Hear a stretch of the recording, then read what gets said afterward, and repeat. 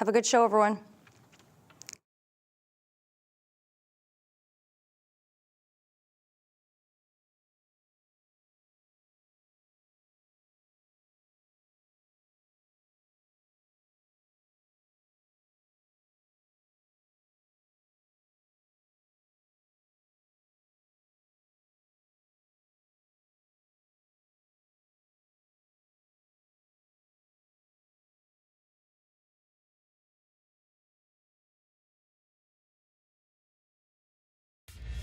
This is CBC Winnipeg News.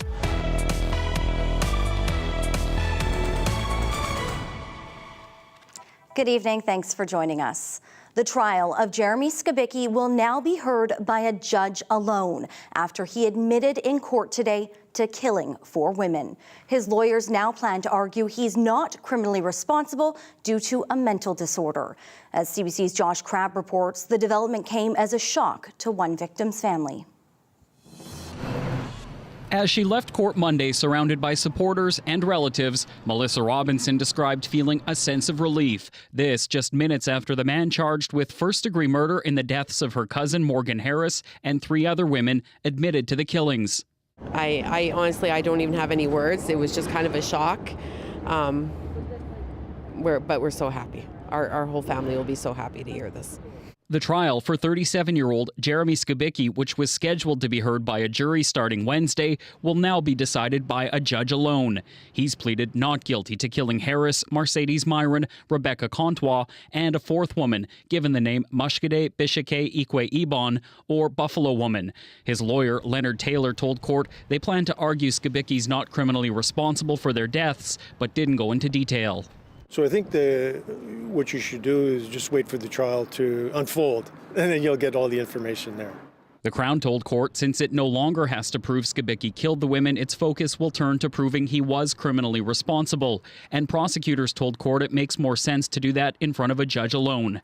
This former Crown attorney says that makes sense given the technical nature of the evidence. Assistant Professor of Law Brandon Trask says the onus is on the defense to prove Scabi's not criminally responsible. The defense is going to have to show, on a balance of probabilities, that Mr. Scabi suffered from a disease of the mind at the time, and that by suffering from the disease of the mind at the time, he was either incapable of appreciating the nature and quality of the acts or of knowing that they were wrong. Scabi was initially charged in Contois' death in May 2022 after her partial remains were found in a garbage bin and the Brady Road landfill. Police later charged him with killing Myron, Harris, and Buffalo Woman. Investigators believe Myron and Harris's remains are in the Prairie Green landfill north of Winnipeg. The women's relatives say they plan to reflect on what they heard in court. It's been all about justice for my cousin, and we're going to get it. We're going to get it, and we're going to get all 4. The charges against Scabi have not been proven in court. The jury in the case will be discharged Wednesday, and then the trial by judge alone will begin. Josh Crabb, CBC News, Winnipeg. Now, the start of that trial this week comes on the heels of Red Dress Day, a nationally recognized day to raise awareness for missing and murdered Indigenous women, girls, and Two-Spirit people.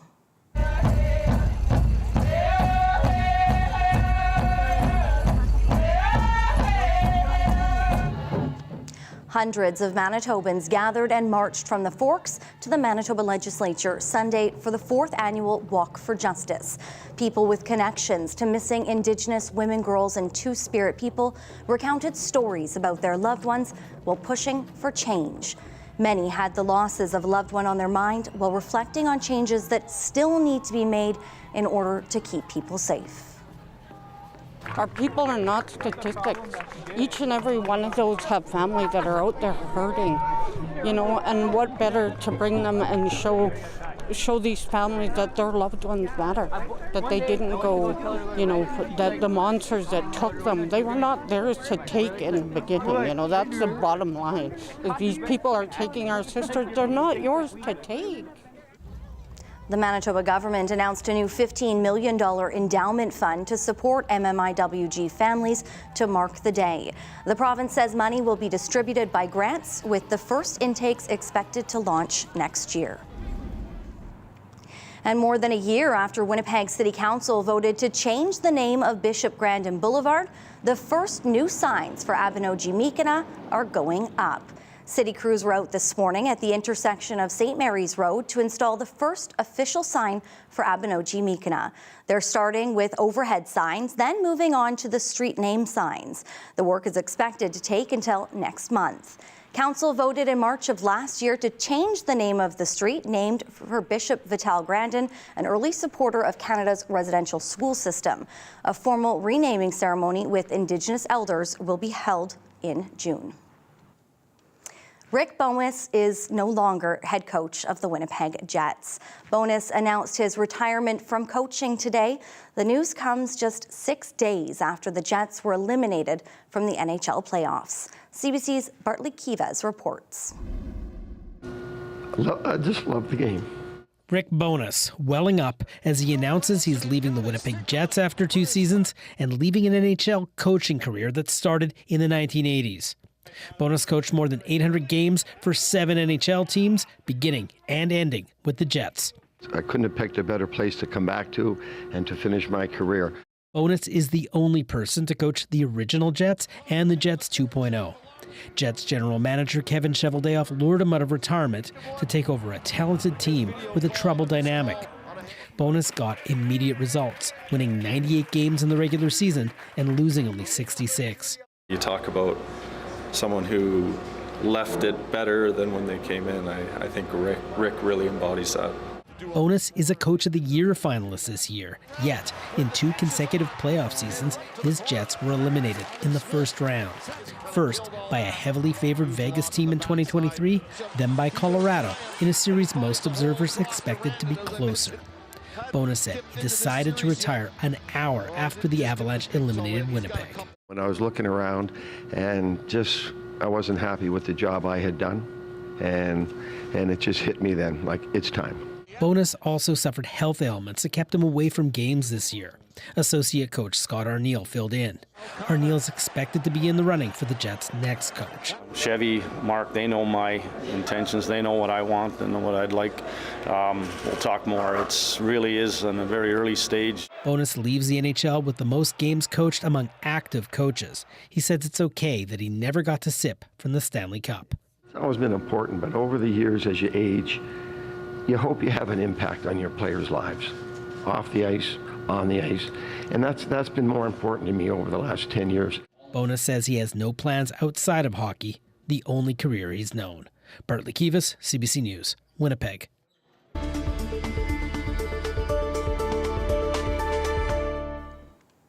Manitoba has introduced a law that will end the gas tax holiday, but it doesn't mean the price of fuel will go up. It could mean the break at the pumps will continue indefinitely. For more, we're joined by the CBC's Ian Fraze live in our newsroom. So Ian, what's happening with the provincial gas tax? Well, the province is making it easier to change the provincial gas tax going forward. Right now, Manitobans pay no gas tax. The government's been calling it a holiday that legally could last until the end of the year. But today, the government introduced a budget bill that gets rid of the time limit. So, if the bill passes, the government can make the gas tax as high or low as it wants for however long it wants.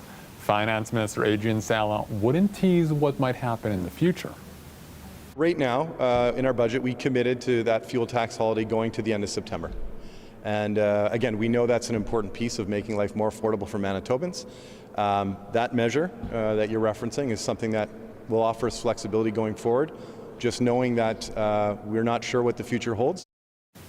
Also in that budget bill, a new limit on electricity rates. The price of electricity cannot increase by more than 4% in a year. As well, Manitoba Hydro will no longer have to follow the debt reduction targets set by the PCs. So Ian, also some good news today for nurses. It looks like their union is happy with a new contract offer. So what can you tell us about that? Not much right now. The Manitoba Nurses Union is keeping details under wraps until it tells its members on Wednesday. But the union's bargaining committee likes the deal, reached only weeks after the last contract expired. Health Minister Azoma Asaguera says it's a testament to the NDP government. I think first and foremost, the fact that nurses know that in record time there is a recommended agreement on the table for them sends a clear signal that our government values them, that we respect them, and that we want to support them in the healthcare system. Nurses must still vote in favor of this contract. While the deal was reached in only a few weeks, last time around, nurses worked for 4.5 years without a contract. The PCs were in charge at the time. Brittany. All right. Thanks, Ian. CBC's Ian Fraze live in the newsroom this evening. The Manitoba Court of Appeal has dismissed disgraced fashion mogul Peter Nygard's extradition appeal. This decision comes more than a year after Nygard's lawyer argued their case in court. Nygard is set to face a trial south of the border for 9 offences, including sex trafficking and racketeering, after all his Canadian charges are dealt with. The 82-year-old was found guilty by a Toronto jury last November on 4 counts of sexual assault and is expected to be sentenced later this month. He's still facing additional charges here in Manitoba and in Quebec. It's been 5 months since a missing senior with dementia was last seen. His family says they aren't giving up hope, but are now also calling for his disappearance to be reviewed by the health authority. Earl Moberg was last seen in December of last year when he went out walking in North Kildonan. His daughter, along with members of the Bear Clan and community, continued the search Sunday. She says she's contacted the Winnipeg Regional Health Authority because she believes her father's disappearance meets the criteria of a critical incident. My father at this point, he is presumed to be deceased, although we haven't found his body. We know that it wasn't a natural death, and we know wandering is a common progression of that illness, but it doesn't need to result in somebody dying from that. That it is possible to put in supports in place that can really help prevent that. Moberg also is calling for a change in the Silver Alert system. It notifies the public about missing vulnerable adults. She wants the alert to go to people's cell phones in the area where the person went missing. Some Manitoba towns are taking rural doctor recruitment into their own hands. With emergency rooms forced to close, they see it as the only way to make sure residents get the care they need. CBC's Josh Crabb reports. At this Killarney cafe, manager Marlon Tripp says healthcare is a hot topic of conversation. Right now we are in a doctor shortage. The town and surrounding area is home to about 3,500 people and takes a hands-on approach to doctor recruitment, even though healthcare falls under provincial jurisdiction. That has been the age-old question. This is not a municipal responsibility. Mayor Janice Smith says they first turned to a Winnipeg-based recruitment firm called Waterford Global back in 2016. It helped the community find 2 doctors, but now one is leaving after 5 years of service, and they're bringing back the company to find 3 more physicians.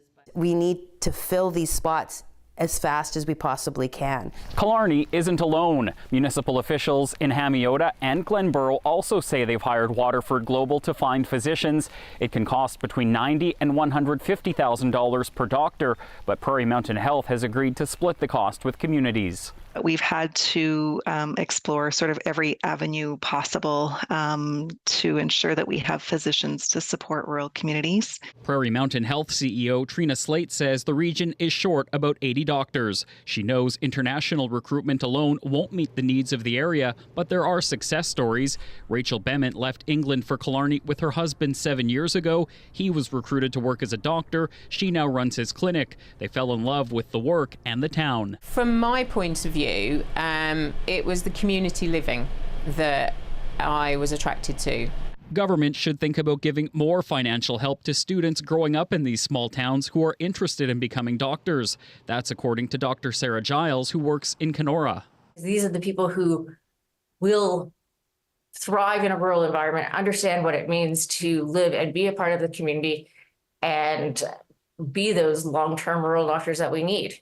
Manitoba's health minister says the government is working with health authorities to recruit more doctors, but with the province struggling, communities say they have no choice but to get involved too. As for Tripp, he supports the community's efforts. Well, I think they've done a good job of going out and finding potential candidates to fill physician spots. 3 weeks ago, he suffered a mild stroke while at work, a medical scare that underscored the importance of getting timely care in a rural area.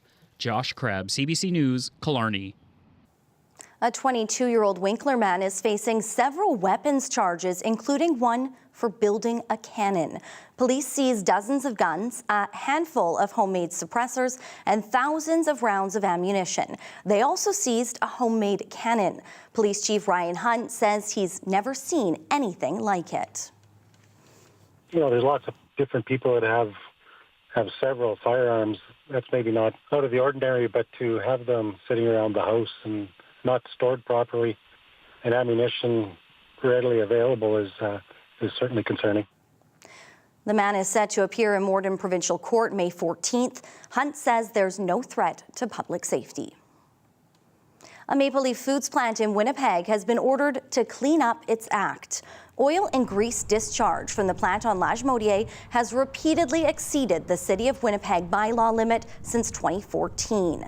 The city ordered Maple Leaf to get into compliance by April 19th, but the company appealed. Today, the Water and Waste Committee rejected the appeal.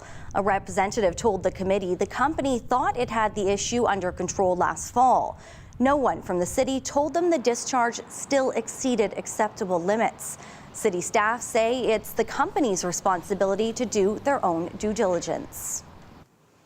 A person is in critical condition after being rescued from the Assiniboine River last night. Fire paramedic crews were called near the Donald Street Bridge just before 5:30 p.m. They found a person being pulled by the current. The person was safely brought to shore and rushed to hospital. It's not known how they ended up in the water or how long they'd been there. The fire paramedic service reminds people waterways can be hazardous this time of year. The water is still very cold with fast currents and unseen debris.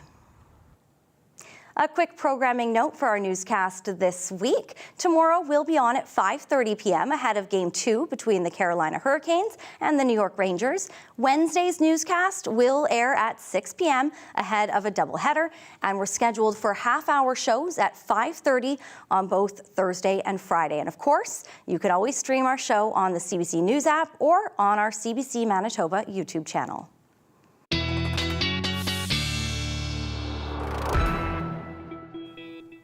CBC weather specialist Riley Lachuk joins me now. And Riley, it was a beautiful day out there today and yesterday, but you are tracking a bit of a system that's coming in. A little bit of a system, more so impacting western parts of the province, Brittany, but we will see, especially in the Red River Valley, into the morning hours tomorrow, the potential for some rain here in the south as well. I wanted to show you the almanac numbers from today because these are kind of interesting because look at that sunrise.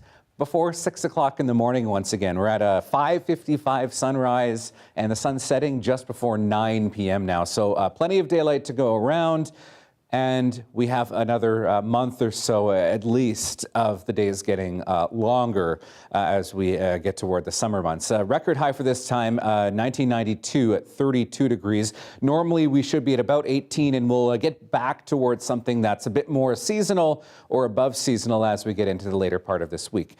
Starting to see the sort of leading edge of some of that rain. This along an area of low pressure south of the border. Some of this rain spreading up into Manitoba and Saskatchewan, courtesy of a trough line that extends all the way back into southern Alberta. So a little bit of rain, even some heavier pockets of rain moving through the Brandon region right now, and we'll expect that to continue as we get into the evening hours. Tonight, here in the Red River Valley, we start to see our clouds building in overnight, but first thing in the morning, we'll start to see some sunshine with some cloud cover. It's not really till we get into the lunch hour so that we start to see some of that rain spreading up into the Winnipeg region. So the morning tomorrow, not quite a washout, but we could see a few periods of rain moving through first thing in the morning. We get a shot of that around the lunch hour, and it clears out by the time we get into the later part of Wednesday, or into the Tuesday as we head into early Wednesday morning. You can really see that dividing line between the cloud and the sunnier skies as we head into Wednesday. That cloud will start to push out as we get through Wednesday. Into Thursday, we're looking at a mainly sunny wrap to the week as we get through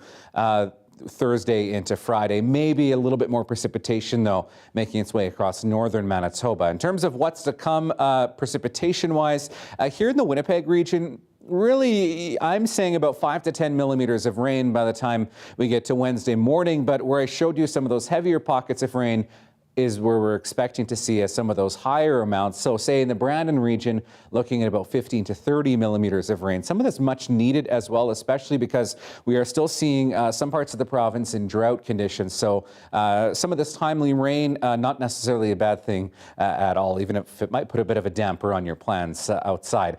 Very windy day today. We will see winds continuing at 20 degrees right now. As we head into the day tomorrow, we're looking at winds really picking up once again. So starting the day at 30 gusting 50 in Winnipeg, could see some gusts even as high as 60 or 65 in parts of the Red River Valley as we head into the day tomorrow. So maybe a few showers tonight, better chance of some showers first thing in the morning tomorrow at 14 degrees, and a windy afternoon tomorrow, east winds 40 gusting to 60.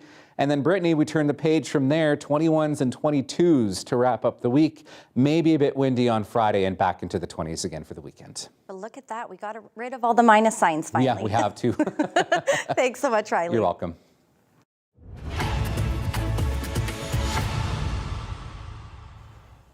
The Narrows. It's a small community on Lake Manitoba. The CBC's Bryce Hoy was there at the end of March for our Communities in Focus pop-up bureau. He brings us this story of a unique role this little community played in Manitoba's history.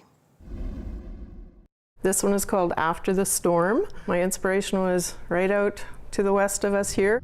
To the west, Lake Manitoba, a place called the Narrows.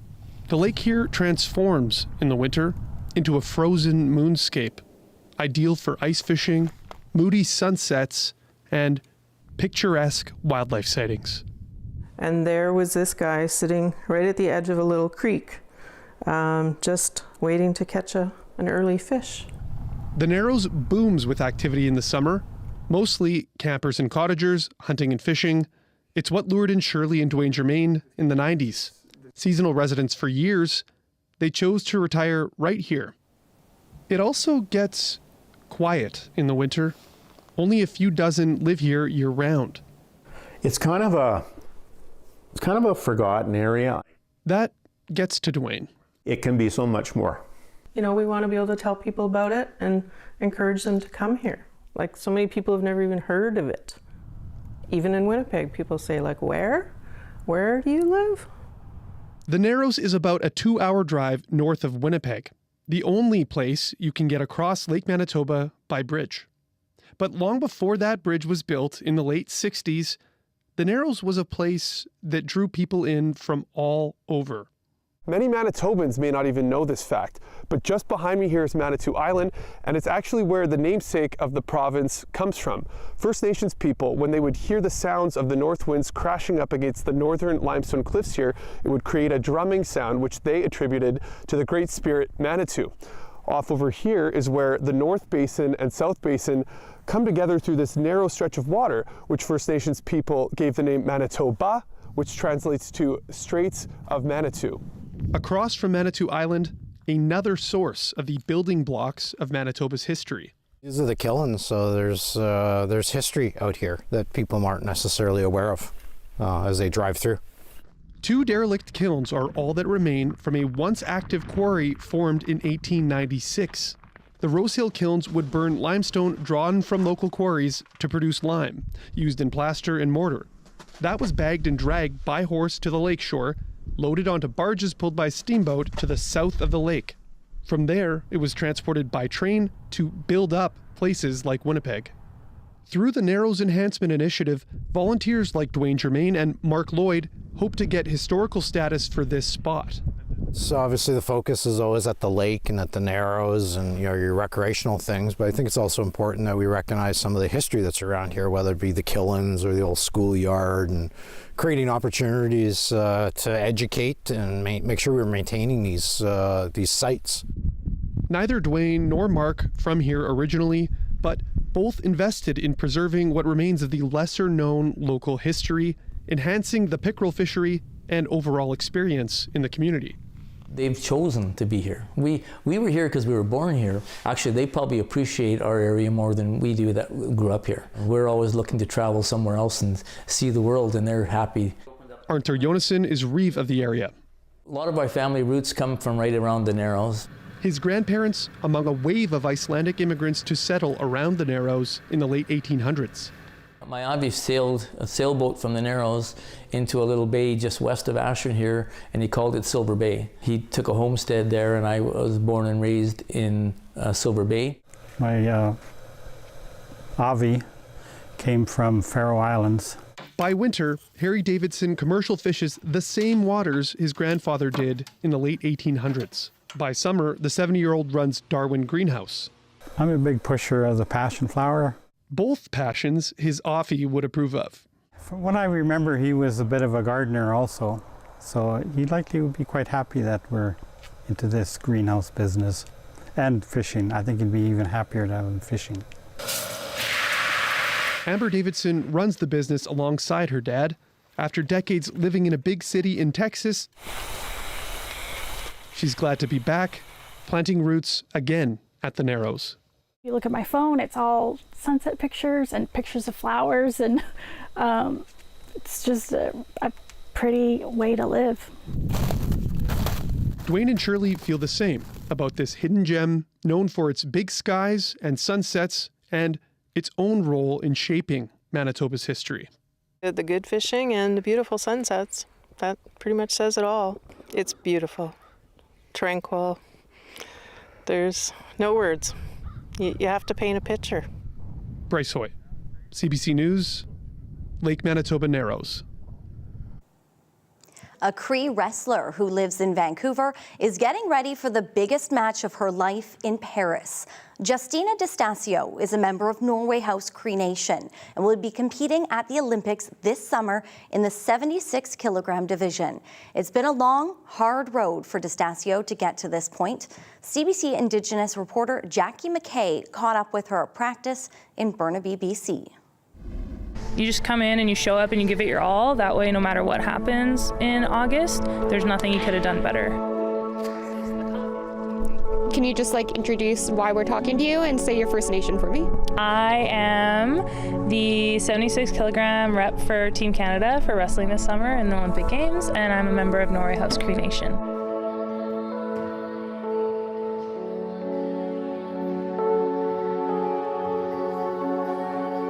It seems awesome right now, I'm going to the Olympics, but if you follow my story, it's like this, and I think the most important part is that I keep coming back even when it's not awesome. I didn't know how badly I wanted to be an Olympian and make it to the Olympics until that opportunity was almost taken away. It's taken 2 Olympic cycles, but finally we're almost there.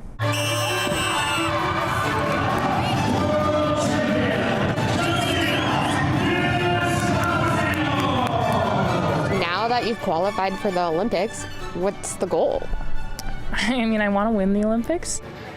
It's important to have that goal in mind every day, and when training gets hard or when you're tired or whatever, I just say to myself, I'll do anything to win the Olympics, and it's almost like an extra push.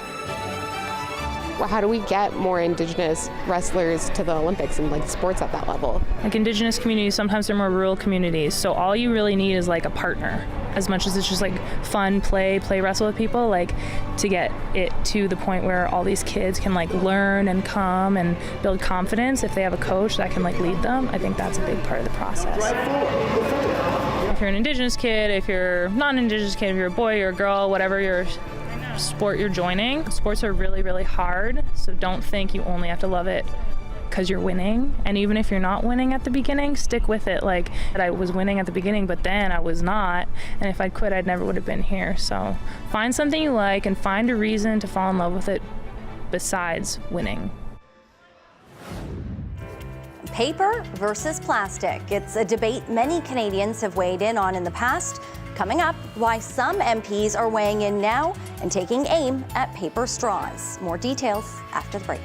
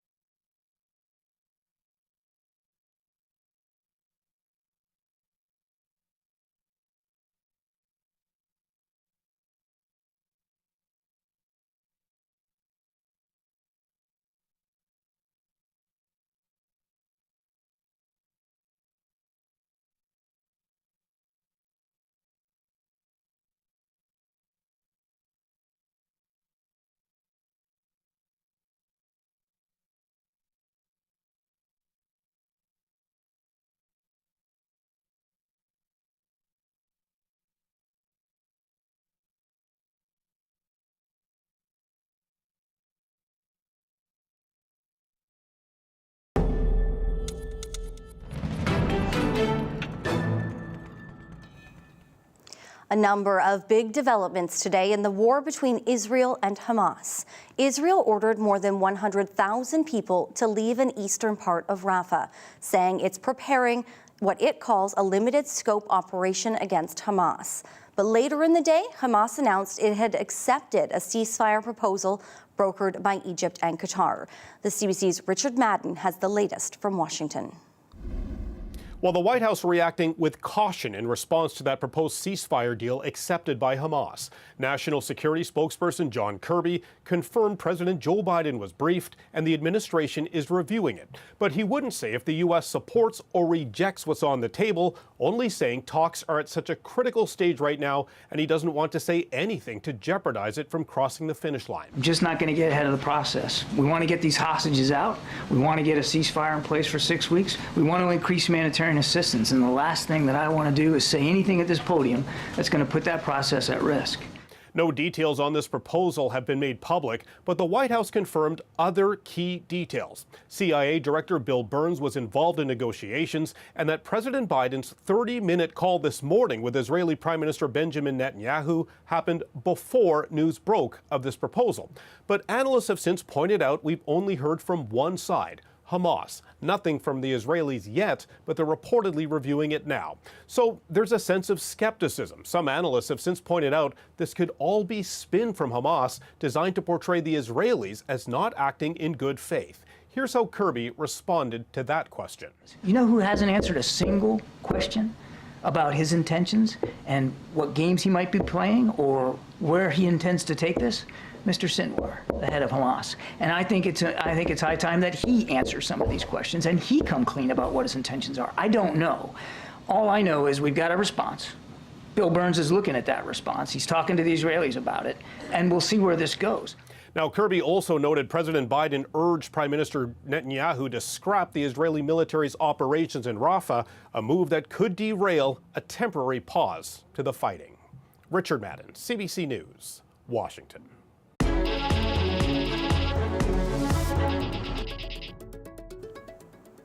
Many restaurants have switched to paper straws since the federal government moved to ban single-use plastics. But a Manitoba MP is among those pushing back. Janani Whitfield reports. Paper straws are used everywhere these days, but not everyone's a fan. Oh my gosh, I love this drink. Yeah. I think they put like caramel in here. It's so good. You should try it. You should definitely try it. Here, take it. Try some. Thank you so much for this. It was entirely unhelpful, but thank you nevertheless. We hit the mall to find out what people had to say. My review on the paper straws and the plastic, I would prefer plastic because paper straws will just wilt and come apart within maybe a couple of hours. And since I drink a lot of ice caps, within maybe 2 hours of my shift, it's all just falls apart, basically, and it just tastes terrible after that. One Saskatchewan MP says his family also hates the soggy straws. What inspired me about my private member's bill 380 was my two boys, and they hate the paper straw for milkshakes or Slurpees or anything. They suck. And my bill respects the science that has shown that paper straws are actually worse for the environment, worse for your health, and worse for our economy. That bill he mentioned? It's a private member's bill introduced in February that would delete plastic manufactured items from a list of toxic substances. Tucker and his fellow Conservative MP, Brandon Leslie, posted a video on the platform X to say getting rid of plastic straws makes no practical sense. While the straw may break down, this forever chemical is actually leaching into our environment and causing more problems than the plastic straws they're meant to replace. The MPs say a Belgian study shows paper straws actually have more forever chemicals in them than plastic straws, chemicals called PFAS that are damaging to human health. High exposure to these two major PFAS alone have been linked to high cholesterol, ulcerative colitis, pregnancy-induced hypertension, thyroid disease, testicular and kidney cancer, and decreased response to vaccines. Still, one professor who studies microplastics says that doesn't mean we should reverse a plastics ban. I would say we're now living on a plastic planet. Almost everything we come into contact with each and every single day is made from plastic. And so reducing it as much as we can is certainly leading to meaningful change. Brinkman says people need to make better choices. After all, both types of straws both contain PFAS, so he says people would be better off if they're able to just ditch their straws entirely, paper or plastic. Jenny Whitfield, CBC News, Regina. Thank you for whoever made this. I appreciate it. Still ahead, rapper and actor Ice Cube has collected a few gifts from Indigenous people in Canada in his travels, and he got another one this week at a stop on his Straight Into Canada tour. More after the break. You're watching CBC Winnipeg News.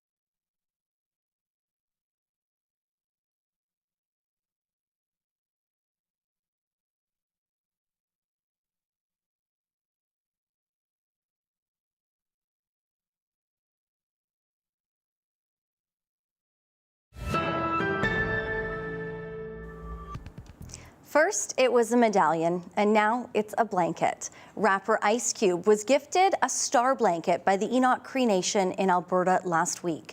Janelle Henry with CBC Indigenous has the story. Hey, CBC Indigenous, it's your homeboy Ice Cube. Yeah. I gotta go cause I got me a drop top in it. Ice Cube, thank you for coming today. So when you were here for your first round of the tour in Canada, you got this awesome beadwork. Thank you for whoever made this, I appreciate it. Do you often get beadwork like that? Yeah, I've gotten in it a few different times. It's always amazing. It's always an honor. I'm always blown away that people would spend that much time and talent to do something specifically for me. I cherish it. 2 of your shows in Alberta are in venues owned by First Nations.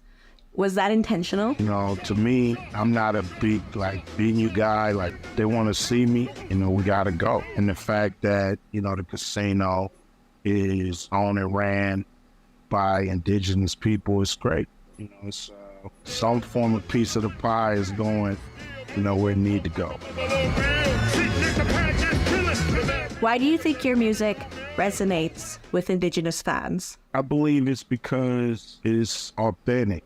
I speak truth to power. I lay it on the line. Hopefully it's medicine. That's how you become a legacy artist. It's when you touch people's hearts. They feel a connection with you. We honored him with the blanket and sang him an honor song, which was so beautiful. So he's our cousin now. We come from generations of nations, and that music spoke to us about it.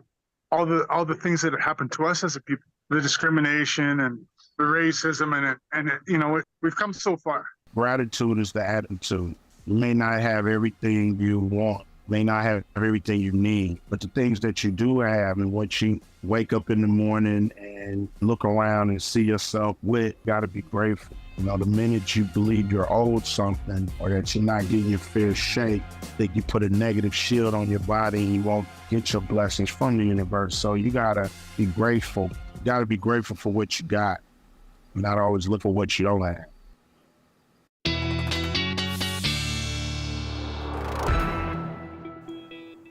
CBC's Riley Lachuk is back now. And Riley, I know you're keeping an eye on some rain that's going to be making its way into Winnipeg and some of the southern parts of the province. If I want to get outside, if we want to go outside for a walk with our four-legged friends in the morning, best time to go? First thing in the morning here in Winnipeg, Brittany, areas south of the city. We'll get into it. We'll get into it. So yeah, first thing in the morning, probably your best bet around that 8-9 o'clock hour in Winnipeg, or earlier if you can, starting the day at 14 tomorrow. By the time that rain rolls through, though, we'll start to see that start to move in late morning by around the lunch hours when we start to see the rain beginning here in Winnipeg at least. This is a picture of Reggie. Thank you, Kevin, for sending this lovely picture. And you can send your photos in to talkback@cbc.ca, and I'll be sure to show them like I have been for a number of weeks now, and I've got lots of pictures to get to yet. Here's what we got to today. 22 in Winnipeg and Steinbach, 17 in Brandon, where we have seen some of that rain starting already. We did see temperatures actually above seasonal for the southeastern part of the province. Even Thompson and Lynn Lake getting up to 17 degrees this afternoon, and we're still seeing some fairly warm conditions throughout the southern part of the province anyway. 22 in Steinbach right now, still 20 degrees at both the Forks and at the airport in Winnipeg. And some cooler conditions where we have seen some of that rain starting already, especially through the Brandon-Dauphin region. 13 in Roblin right now, and northern Manitoba, 18s are both Flin Flon and the Pas. 0 in Churchill right now, and 10 in Gillam. So widespread chance of some showers starting through the overnight period tonight. More likely through the southwest, where we have seen that rain starting, but we could see a few raindrops through the early morning hours through the Winnipeg region tomorrow. Mainly cloudy through the Interlake. And into northern Manitoba, mostly cloudy conditions. Could see a few sprinkles yet through Flin Flon and the Pas through the overnight hours. That does quickly push out through the morning hours tomorrow, and where we see sunnier skies in the north tomorrow, we'll really see temperatures jumping up as we get into the afternoon. So the Pas looking at 18 tomorrow, as is Norway House, and 2 degrees with a mix of sun and clouds in Churchill. Mainly sunny skies to the north. Very different story in the south, where we have rain throughout the day. By the lunch hour, yes, we see that starting here in the Winnipeg region and into eastern Manitoba. And we see that rain pushing a little bit further north as we get through the afternoon. So areas like Gimli, Lac de Bonnie, Victoria Beach getting that rain through the mid to late afternoon, as will northwestern Ontario. And Brittany, we're looking at temperatures in the mid-teens or so, but warmer temperatures as we get through the later part of the week. Thanks so much, Riley. You're welcome. Coming up, Canadian influencers are among those concerned about the potential ban on TikTok in the U.S. We'll talk to a local influencer about how this ban might impact her bottom line. You're watching CBC Winnipeg News.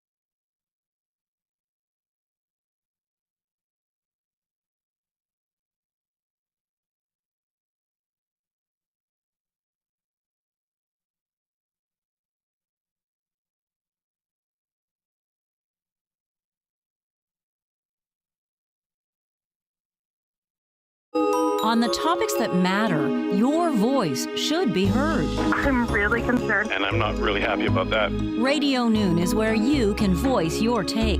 I'm Janet Stewart. From 12:30 to 1 p.m., Radio Noon opens the phone lines on one important topic. It just brings everyone together. Radio Noon's call-in segment, 204-780-0893. We want to hear from you, weekdays on CBC.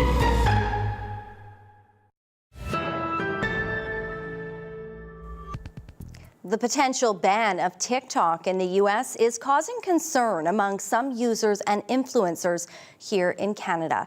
U.S. President Joe Biden signed a bill into legislation late last month that gives TikTok's parent company, ByteDance, two choices: sell to an American company or face a ban. So far, TikTok has not said they will sell. Corey Funk spoke with one influencer about what that uncertainty could mean. So then how did you feel when you heard about this potential TikTok ban in the U.S.? It's really scary just because there's so much uncertainty, and the banning might not happen for months and months, but because it's happening in the U.S., it's just so unclear how it's going to affect Canadian residents and people that make a living off of TikTok in Canada. It's scary. Right. So let's say hypothetically there is this TikTok ban. So this would mean you would use all of your, American.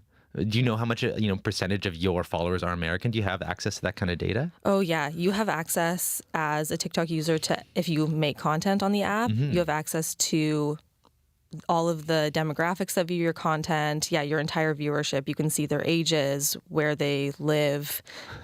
So I think it's almost half of the people that keep up with the content that I make. There would be half of those that are U.S. residents. And in India, when TikTok was banned there, those accounts weren't deleted. They still exist and they're still up, but they're kind of like these ghost accounts that are inaccessible to the owners of the accounts, but the accounts are still up. If this ban goes ahead, and you now can't say that you tell advertisers now your views are cut in half or your followers are cut in half. What's that going to mean for trying to get these sponsors? Well, it's really interesting because now all of these users or all of these creators in the United States, they will potentially disappear. And so that means that all of those sponsors that would be going to them could potentially start coming to Canadian creators, or they'll want to move away from TikTok entirely. Like, brands might not even want to advertise on TikTok because so much viewership is gone. And so that could mean really big things for Instagram and Instagram Reels or YouTube Shorts, which are kind of like the equivalent of TikToks just on other apps. Still ahead, Riley Lachuk is back with our last check on your forecast. Stay with us.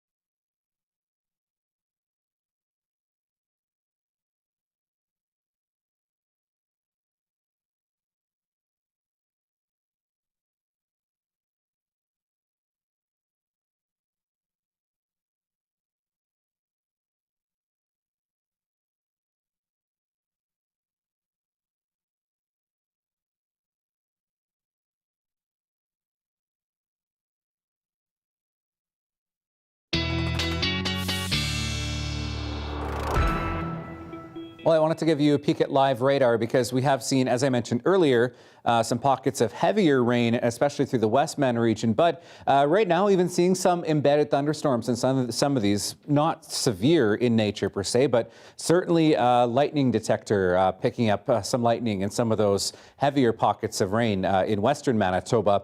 Chance we could see some showers rolling through first thing in Winnipeg, 14 degrees. Clouds do build in, and we will start to see a little more rain by the time we hit, say, 11 o'clock or noon here in Winnipeg. 15 degrees and winds east 40 gusting to 60, up to 17 degrees tomorrow afternoon. We're looking at 21s and 22s through Wednesday, Thursday. Bit windy again on Friday, 18 degrees, and temperatures staying right around that 20-degree mark as we head into early next week, and the sunshine sticking around as well. Well, hundreds of people showed up to support Indigenous graduates this weekend. The annual powwows at the University of Manitoba and University of Winnipeg, of course, happening. Dancers, drummers, elders, family, and friends cheered as students in the class of 2024 made their entrance. Have a look. Today is the 35th annual graduation powwow, and it's a time for the community to come together and celebrate this year's Indigenous graduates. Here today are dancers, drummers, veterans, elders, friends, family, and students at the University of Manitoba. Oh my God, I feel over the moon. I've been a student for long enough, and it's very exciting to be a part of the graduation powwow today. A long time ago, we weren't able to do our ceremonies. You know, they were illegal, and now 35 years, this grad powwow has been going on, and it's a huge way for all of us to come together to celebrate the achievements and the successes of Indigenous students and our future leaders. I'm 65 years old, and I just graduated with my PhD. On one stage today, I'll be thinking of my mom, hoping that she's in a better place and she's watching me from up there. Yeah, I'm just trying to carry on the tradition of her, make sure she's seeing that I'm doing good and not going down the wrong path or anything like that. So it's awesome. I guess I'm here, being here today too. I really feel her a lot, and it's awesome to be with her. I'm sure she is right there with her. Big smiles, right? For grads and big smiles, big celebrations. Congratulations to all graduating. Just a reminder, we are back here tomorrow at 5:30. Have a wonderful night. See ya.